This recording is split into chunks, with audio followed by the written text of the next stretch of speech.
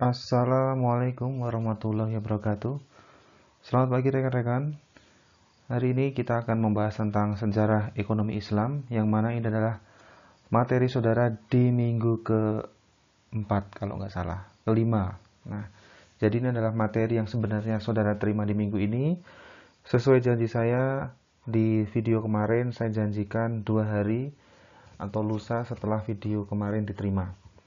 Nah, semoga dengan video ini bisa nanti menambah keilmuan saudara tentang sejarah ekonomi Islam atau rancang bangun ekonomi Islam sama saja. Nanti kita akan belajar ke masa lampau, ke zaman kenabian, dan mengapa ekonomi Islam itu menjadi tonggak perekonomian yang sesuai dengan syariah. Nah, nanti kira-kira seperti apa. Dan untuk penugasan sejarah ekonomi Islam ini tentunya khusus atau untuk semua mahasiswa kecuali kelompok 3 yang seharusnya minggu ini saudara memberikan setoran presentasi ke saya. Tapi untuk khusus kelompok 3, nanti kalau saudara melihat video ini, tolong presentasinya tidak perlu saudara invite saya ke grup tersendiri. Saudara sampaikan saja di grup besar atau grup kelas, silahkan saudara sampaikan materi yang di situ.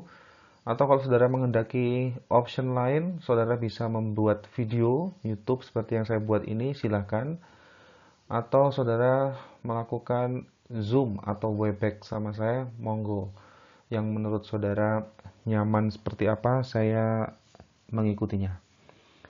Baik, seperti biasa sebelum kita mulai pembelajaran kita kali ini, kita buka dengan bacaan basmalah bersama-sama.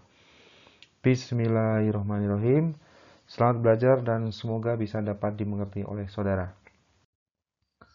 Untuk yang pertama kita akan mengenal sejarah ekonomi Islam.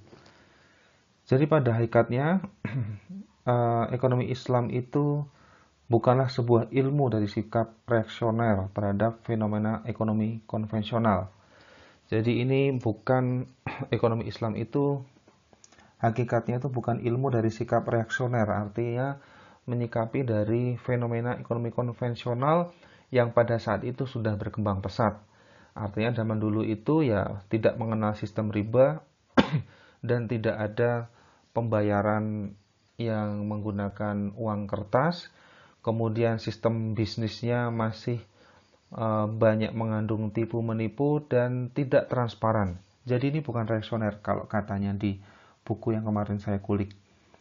Nah, ini awal keberadaannya sama dengan awal keberadaan Islam di sini.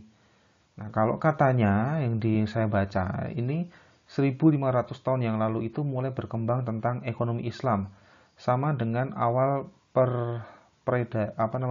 penyebaran agama Islam di bumi di sini. Nah, karena ekonomi Islam merupakan bagian yang tak terpisahkan dari Islam sebagai sistem hidup. Nah, jadi kita yang beragama Islam seharusnya menggunakan tata cara perekonomian secara Islam. Nah, ini kalau mau straight to the rule ya agak susah kalau sekarang. Kalau misalkan kita yang beragama Islam harus menggunakan ekonomi Islam, artinya menghindari praktek riba dan praktek yang sesuatu yang mengandung riba. Contohnya, kita nggak boleh lagi menggunakan ATM. Kita nggak boleh lagi menggunakan jasa tabungan. Kita nggak boleh lagi menggunakan pakaian yang bermerek. Nggak boleh lagi menggunakan semua produk buatan Yahudi. Ya, kalau saudara mau seperti itu ya monggo.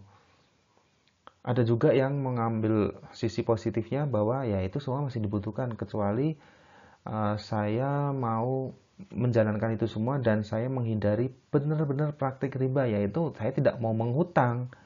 Saya tidak mau memberikan pinjaman kepada seseorang dengan menambahkan bunga.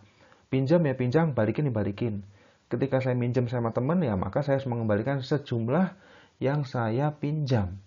Nah, ketika saya melakukan praktik jual beli, saya menyampaikan yang jujur. Kayak kemarin saya didatengin di rumah saya itu ada santri dari daerah Payaman. Dia jualan kalender ke saya waktu itu.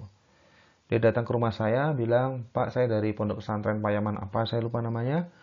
Saya mau menawarkan kalender ini kalau dari pesantren harganya 15.000, maka saya jual 20.000, Pak. Jelas. Modalnya berapa, saya mau untung berapa, disampaikan. Deal nggak saya?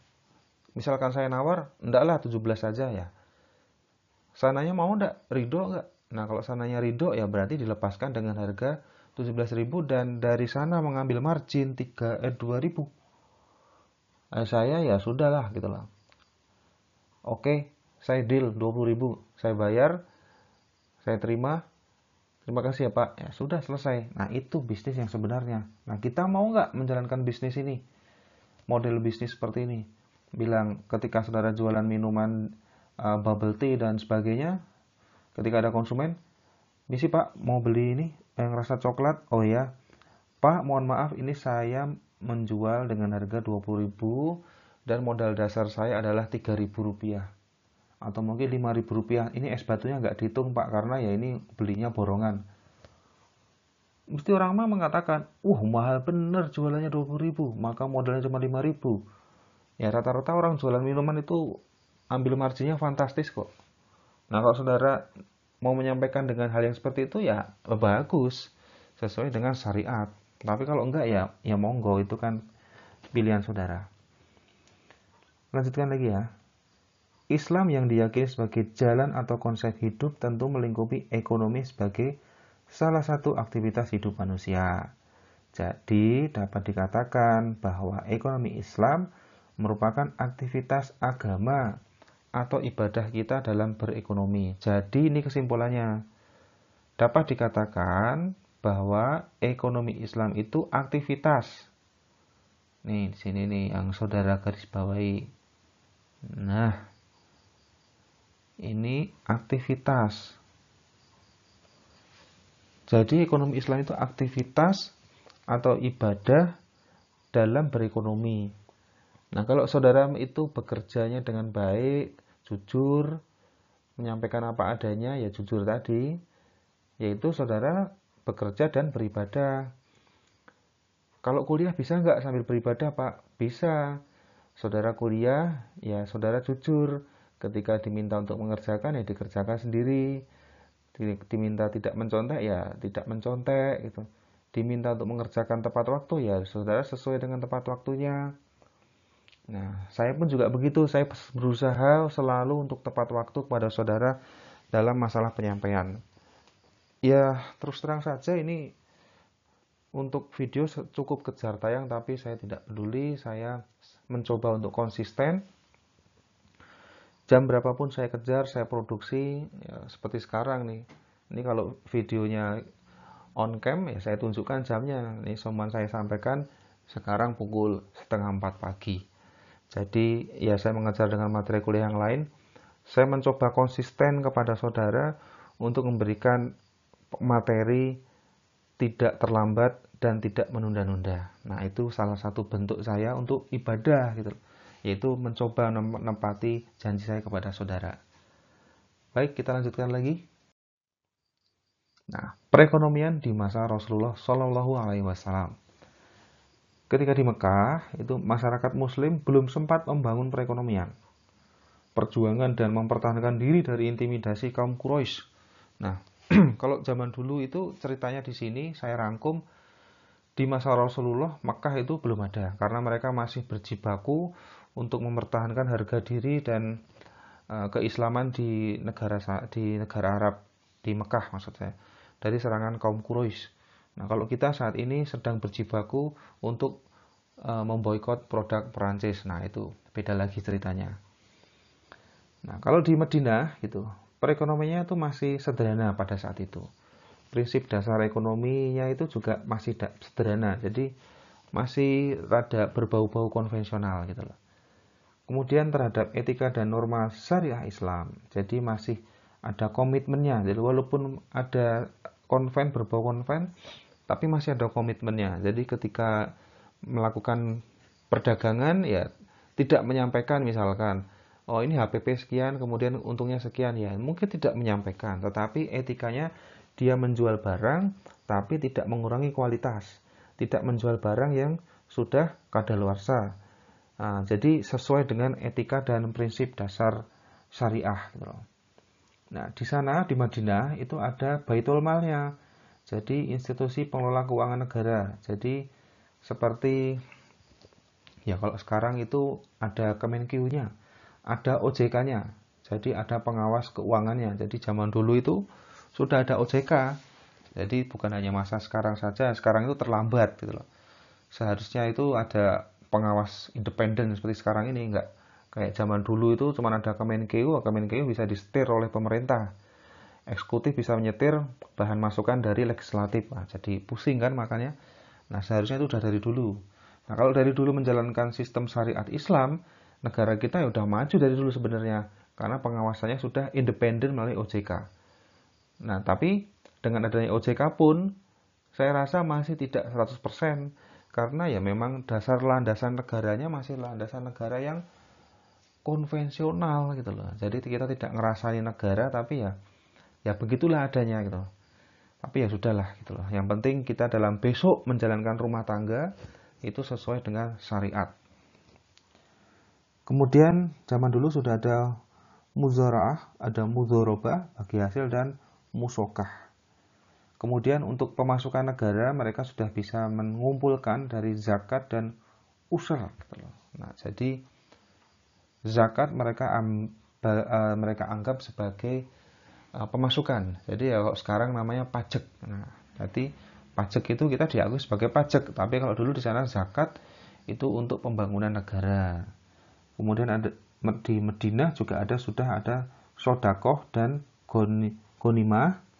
Kemudian ada rikas anwal sampai jizyah. Nah, jadi begitu gambarannya di kota Madinah pada zaman Rasulullah Shallallahu Alaihi Wasallam. Kemudian pada fase perekonomian masa Khulafaur Rasyidin, yaitu sahabat-sahabat Nabi, ini saya ringkes menjadi 4 sahabat. Nah, ini gambarannya ini. Pada masa Abu Bakar Siddiq, ini tahun segitu, itu sudah mulai melanjutkan dasar-dasar yang dibangun Rasulullah. Nah, jadi ekonomi berkelanjutan. Jadi kalau ada iklan kampanye melanjutkan pembangunan, yaitu sebenarnya meniru konsep dari Abu Bakar Siddiq. Kemudian zakat, banyak yang tidak membayar zakat. Nah, pada saat itu mungkin tidak sadar, tidak rasa untuk menyadari bahwa kita itu hidup untuk saling membantu itu belum ada. Jadi ada miss yang memang belum bisa diperjuangkan pada saat itu. Tidak seperti yang pada sekarang ketika Basnas melempar nomor rekening saja sudah mereka seakan-akan rebutan untuk transfer masuk ke Basnas. Apalagi kalau ada tali kasih, peduli kasih cepat gitu. Sekarang zakat aja dipaksa oleh Indomaret. Ketika ada kembalian, Pak 200-nya bisa untuk kemanusiaan ini. Saya tidak mendengarkan. Ketika dia udah ngomong Pak 200-nya, ya silahkan gitu. Dia mau buat apa terserah itu. Saya anggap sebagai zakat gitu. Nah itu zaman sekarang sama dulu beda. Kemudian untuk Baitul Mal, yaitu pengawas keekonomiannya, itu sudah mulai diteruskan. Kemudian aparat negara sudah digaji zaman dulu. Ya dulu gajinya mungkin tidak seberapa, jadi ya tidak menjalankan masalah zakatnya, belum ada badan yang mengelola pada saat itu.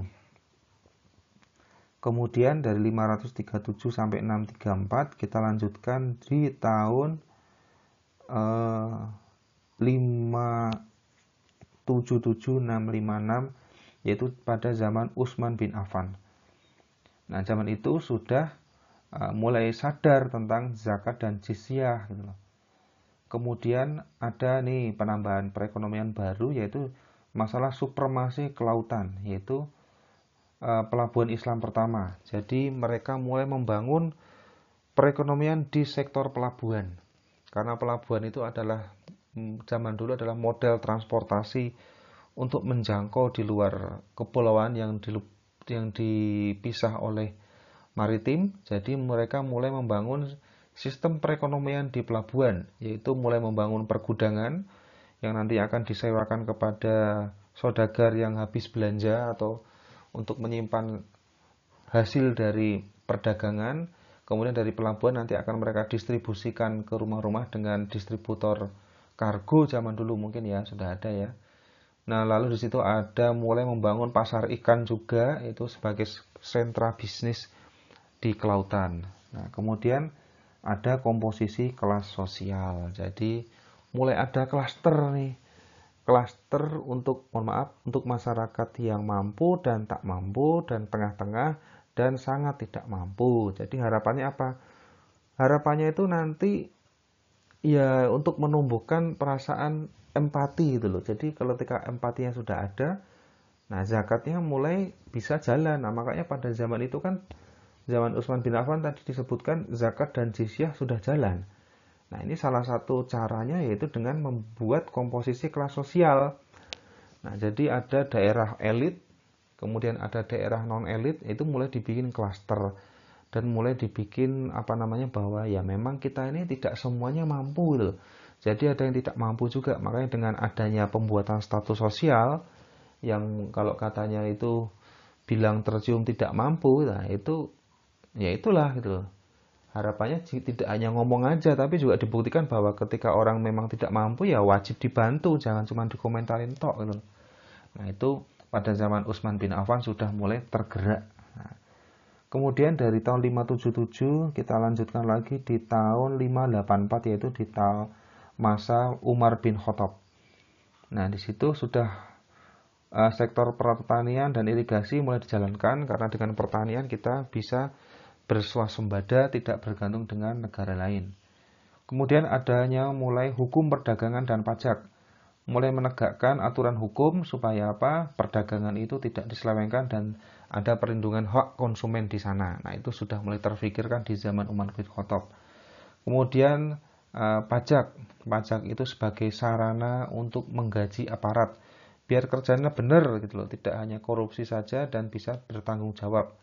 Nah, pajak ini juga bisa menjadi APBN yang mana nanti dari anggaran pajak itu zaman dulu digunakan untuk pembangunan fasilitas umum. Kemudian Baitul Mal dan cabang-cabangnya dan kebijakan fiskal sudah ada. Baitul Mal diteruskan, cabangnya sudah mulai diperluas gitu loh. OJK tidak hanya di sektor yang A saja, tapi sudah di semua seluruh distrik itu sudah ada Baitul Malnya. Kemudian kebijakan fiskal yaitu untuk menekan tingkat inflasi. Nah, zaman dulu sudah terpikirkan ini masalah kebijakan fiskal. Apakah inflasi hanya ada di tahun sekarang? Ya enggak. Zaman dulu itu ya ketika sedang panen raya maka semua orang punya uang. Nah, itu kalau uang yang beredar banyak maka terjadilah inflasi yang terjadi membuat stok barang di pasaran menjadi menipis ya, karena supply and demand-nya nggak sebanding maka terjadi kenaikan harga dari barang. Kemudian juga sudah ada Diwan Islam. Nah, kita lanjutkan lagi di Ali bin Abi Thalib yang terakhir di tahun 600. Nah, itu mereka sudah melancarkan kehidupan sederhana. Nah, kenapa sederhana ini? Ya, karena pada zaman itu sudah mulai dididik atau diberikan edukasi bahwa ya kita ini harusnya memikirkan untuk masa depan. Ini arahnya sudah ke arah nabung nih. Investasi nih. Habis ini arahnya sudah ke investasi. Cuman masanya saya cukupkan sampai di sini saja. Jadi ini arahnya dari setelah Ali ini karena dia ini kan pinter ya. Jadi dia ini mau diarahkan untuk investasi, memikirkan perekonomian itu berkelanjutan, tidak hanya berhenti sampai di situ saja. Boleh mengembangkan bisnis tapi tidak lupa untuk menyisihkan dana investasinya. Kemudian keuangan negara sudah mulai tertata karena sudah Baitul Mal dan cabang-cabangnya sudah ada di setiap distrik. Kemudian menerbitkan mata uang negara sebagai identitas dan sebagai kekuatan di negara lain, bahwa kita tuh punya mata uang gitu loh. Dan mata uang kita tuh bisa dijadikan ini nilai tukar gitu loh. Jadi tidak ikut mata uang global. Nah, gitu ceritanya. Kemudian periode pertama atau fondasi yaitu tahun 699 sampai 767. Jadi setelah masa Khulafaur Rasyidin. Nah, ini di tahun ini pertama yaitu di tahunnya Abu Hanifah itu sudah ada saham. Nah, benar kan berarti? Arahnya dari Ali sudah jelas. Kita harus hidup sederhana dan kita memikirkan masa depan. Nah, saham dari ini salam ini saya tambahkan. Di tahun itu sudah ada juga salam itu bukan saham. Jadi saham di sini saya artikan sebagai tingkat investasi karena jadi di sini kesadaran untuk investasi sudah semakin mulai dijalankan gitu di tahunnya Abu Hanifah. Kemudian menghilangkan ambiguitas dan perselisihan itu ya dengan ada lembaga mendirikan pada saat itu lembaga sengketa konsumen karena di tahunnya tadi siapa namanya Umar itu sudah mulai dilindungi hak konsumen. Kemudian ada murabahah atau perdagangan itu juga mulai ditingkatkan lagi. Zakat itu makin berjalan. Kemudian yang kedua itu masuk ke tahunnya Abu Yusuf.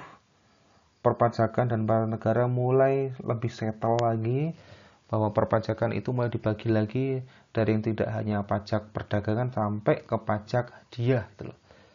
Nah, keuangan negara di situ sudah mulai concern karena pajaknya juga instrumennya semakin banyak, tidak hanya di sektor tentu saja yang ditarikin pajak. Kemudian tasaruh iman ala ra'iyah manatun bi maslahah. Nah, itu yang tahu silahkan tulis di kolom komentar. Akuntabilitasnya sudah mulai terpercaya karena di sini semua orang sudah mulai sadar bahwa pembayaran pajak itu penting untuk kemajuan suatu negara. Kemudian masuk ke tahun 3 yaitu Muhammad bin Al-Hasan, yaitu ijarah, tijarah, dan ziraah dan sinaah itu juga sudah mulai dijalankan. Perilaku konsumsinya mulai ideal. Nah, kenapa ideal? Ya karena sudah sadar gitu loh. Di tahun pertama itu juga sudah mulai diajarkan investasi. Perilaku konsumsinya ketika uang punya banyak ya tidak diarahkan untuk pembelanjaan, tapi untuk investasi. Gitu. Kemudian ada transaksi atau kerjasama itu mulai mereka melakukan kongsi. Gitu. Kemudian di tahun keempat itu keuangan publik, kebijakan fiskal, zakat, khum dan kharaj dan fai. Ini inflasi sudah mulai bisa dikendalikan, keuangan publik, dana-dana yang bisa disalurkan ke masyarakat sudah mulai terkontrol dengan baik karena berdasarkan pengalaman di tahun sebelumnya. Lanjut di tahun Harith bin Asad al-Muhasibi. Nah, ini tahun tersebut memperoleh pendapatan. Jadi mulai mempekerjakan orang dan ada tarif dasarnya gitu loh. Tarif dasarnya itu ya UMR gitu loh. Nah, laba dan upah mulai membedakan mana yang honorer, mana yang gaji tetap. Mulai dibedakan besarannya, besaran jam dan skup pekerjaannya. Kemudian ada kerjasama dan hukuman. Kerjasama ya ketika orang kerjasama, hukumannya dari apa? Ketika itu ingkar janji, contohnya ketika diajak COD nggak ketemu gitu, alasannya macam-macam, nah itu ya sudah ada hukumannya. Jadi mulai menguntungkan kedua belah pihak, tuh marketplace-nya jalan. Kemudian kenapa ada Ibn Miskawih gitu loh. Itu pertukaran barang dan jasa dalam perangan uang. Itu artinya di situ pertukaran barang dan jasanya sudah terkendali, tidak semuanya diukur berdasarkan tukar barang gitu loh.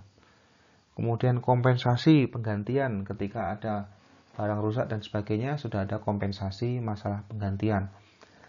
Ketika keterlambatan pun juga ada kompensasi tingkat kerugian, tapi itu kembali lagi ke individu masing-masing. Kemudian ada emas dan logam sebagai tolak ukur atau penyelamat investasi yang itu tidak akan tergerus oleh tahun apapun dan nauzubillah min dzalik bencana apapun atau pemain bola apapun. Karena itu tadi. Nah, kemudian Mawardi yaitu Al-Hikam Al-Sultaniyah, pemerintahan dan administrasi. Jadi untuk masalah pemerintahan itu juga sudah mulai dijalankan dengan baik karena berdasarkan pengawalan. Nah, di sini ada pengawasan pasar. Inflasi di sini sudah mulai dikendalikan gitu. Perilaku ekonomi, kemudian bijak atau wisdom.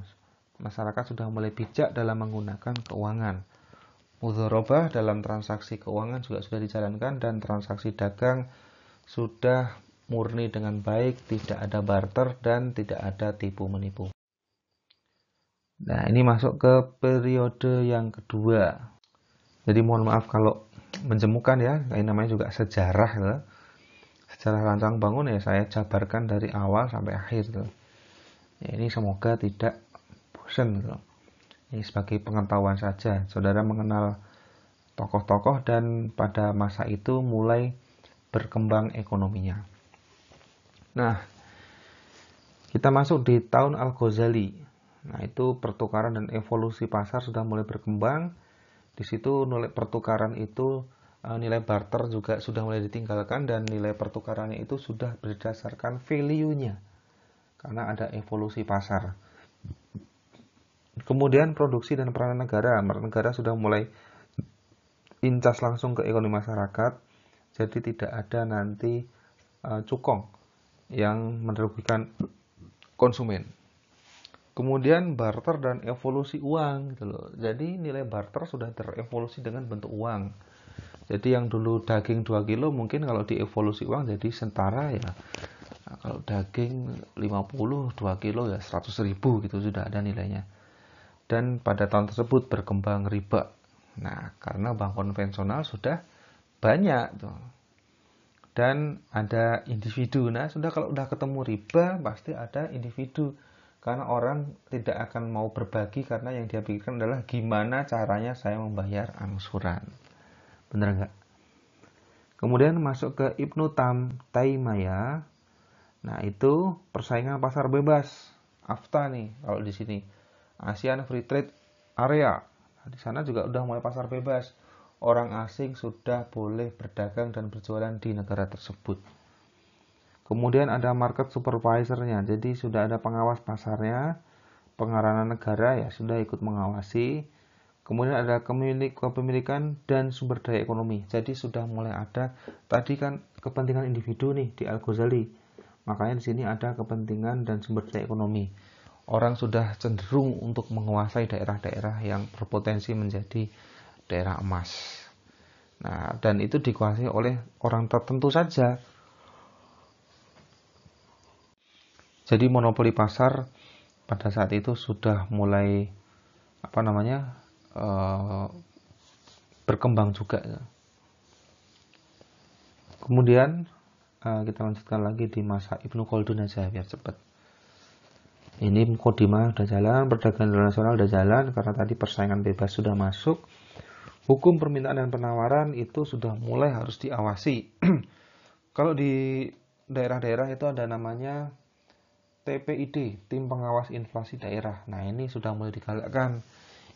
Pengendali inflasi sudah hanya di terpusat tapi sudah masuk ke daerah. Kemudian berkembang juga industri dan kerajinan untuk meningkatkan UKM pada zaman itu. Emas dan perak berkembang sebagai value nilai dan penyelamat dari inflasi. Kemudian pada masa Nasiruddin Tusi, kemudian di situ mengembangkan akhlak Nasiri, politikal ekonomi, ekonomi secara politis, pembagian tenaga kerja yaitu dibuat klaster.